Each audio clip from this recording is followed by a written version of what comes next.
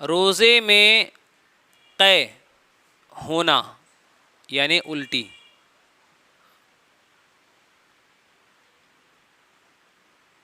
اس پر دو فرامین مصطفیٰ صلی اللہ تعالی علیہ وآلہ وسلم۔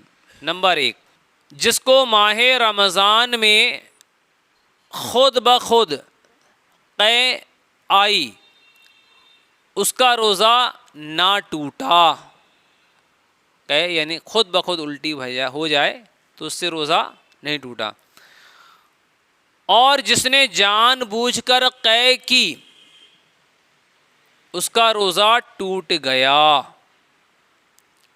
نمبر 2، فرمان مصطفیٰ صلی اللہ علیہ وسلم۔ خلاصہ، جس کو خود بخود قے آئی اس پر قضا نہیں، اور جس نے جان بوجھ کر قے کی وہ روزے کی قضا کرے۔ اب یہاں پر قے کے متعلق 7 احکام پیش کیے جاتے ہیں انشاءاللہ۔ نمبر 1، روزے میں خود بخود کتنی ہی قے یعنی کہ الٹی ہو جائے، خواہ یعنی چاہے بالٹی ہو یعنی بالٹی بھر کیوں نہ ہو، خواہ بالٹی ہی کیوں نہ بھر جائے، اس سے روزہ نہیں ٹوٹتا۔ نمبر 2، اگر روزہ یاد ہونے کے باوجود قصدن یعنی کہ جان بوجھ کر قے کی، یاد ہے کہ ہم روزے سے ہیں اور اس کے باوجود اگر جان بوجھ کر الٹی کر رہے ہیں اور وہ منہ بھر ہے تو اس سے روزہ ٹوٹ جائے گا۔ منہ بھر قے کی تعریف آگے آئے گی، ہے نا، یعنی اگر جان بوجھ کر الٹی کی اور وہ قے منہ بھر پائی گئی تو اس سے روزہ ٹوٹ جائے گا۔ نمبر 3، قصدن یعنی کہ جان بوجھ کر منہ بھر ہونے والی قے سے بھی اس صورت میں روزہ ٹوٹے گا جبکہ قے میں کھانا یا پانی یا صفرا یعنی کڑوا پانی یا خون آئے۔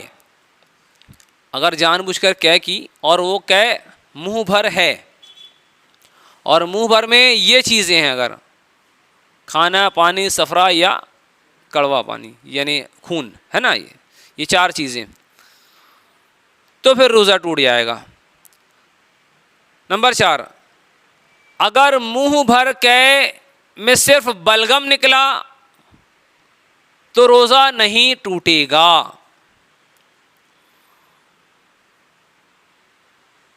نمبر 5، قصدن یعنی جان بوجھ کر قے کی مگر تھوڑی سی آئی، منہ بھر نہ آئی تو اب بھی روزہ نہ ٹوٹا۔ نمبر 6، منہ بھر سے کم قے ہوئی اور منہ ہی سے دوبارہ لوٹ گئی، یعنی کہ منہ بھر سے کم تھی اور یہ واپس لوٹ گئی اندر کی طرف، ہے نا، تو منہ بھر سے کم ہوئی اور منہ ہی سے دوبارہ لوٹ گئی یا خود ہی لوٹا دی، ان دونوں صورتوں میں روزہ نہیں ٹوٹے گا کیونکہ یہ منہ بھر سے کم پائی جا رہی ہے، اندر ہی سے آئی اور اندر ہی واپس چلی گئی، ہے نا۔ اس میں لکھا ہے کہ منہ بھر سے کم ہوئی اور دوبارہ لوٹ گئی یا خود ہی لوٹا دی، یعنی جان بوجھ کر بھی کیا بندے نے خود ہی، یعنی ایک ہوتا نا بلا اختیار کنٹرول نہیں ہوتا بندے کو، جیسے کہ مان لے ایک دم سے کہ بھائی منہ بھر سے کم تھی اور یہ منہ میں آئی اور واپس اندر چلی گئی فوری طور پہ، اس کا ذہن ہی نہیں چلا، دماغ میں ہی نہیں آ رہی بات، تو اس سے روزہ نہیں ٹوٹتا، ہے نا. نمبر 7، منہ بھر کے بلا اختیار ہو گئی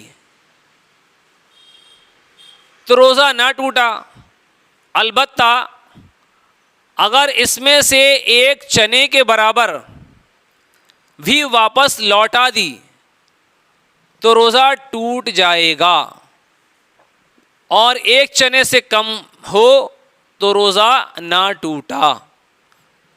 یہ منہ بھر کے لیے حکم ہے، اور ابھی اس سے پہلے آپ نے سنا وہ منہ بھر سے کم تھی، ہے نا. منہ بھر کہ کیا ہوتی ہے؟ منہ بھر کہ کے معنی یہ ہے اسے بلا تکلف نہ روکا جا سکے. یعنی ایک ہوتا ہے کہ